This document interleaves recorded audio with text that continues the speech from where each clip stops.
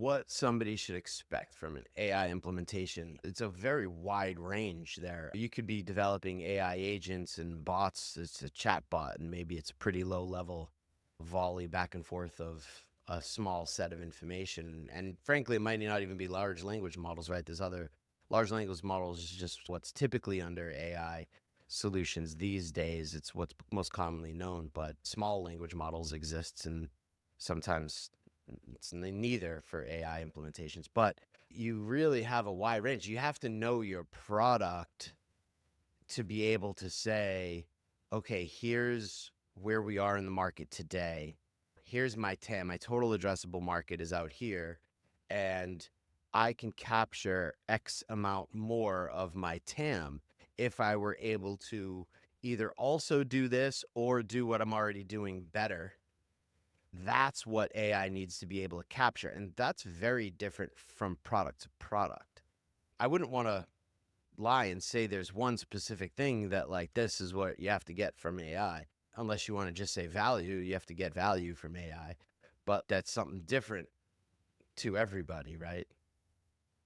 You did it too now. It's either a UX audit or an AI assessment. It's largely repetitive processes in making sure that there's a data set of information that you want to quickly trim down to an answer for a client, right? Like I mentioned, those are the two things that AI is really good at. Medical diagnosis is one of them to a degree, right? So like, how do you diagnose it? Does it hurt here? Does it hurt there? We narrow these down. And how do you feel here?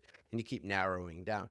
So, that's really where you're trying to get to. So what steps do we take to do? So we want to learn your business. We want to learn what direction AI is best implemented in to expedite to get to a close or to get to value, right? Because you're not going to close the client unless the client sees values. How do we get you there quicker by maybe automating processes, right? Whether you're on the automate process track or you're on the narrow down from a large data set path, both paths ultimately want to get value to your client quicker and ultimately get a close quicker.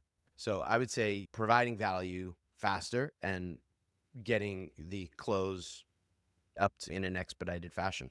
It's what a business is looking for, right? And it's not to say that the business just wants to close the business. The business has to get you value quicker, and that will get their close quicker. I'm not sure that the AI assessment really tells whether or not you're ready. It tells whether or not there's a value for AI in your business.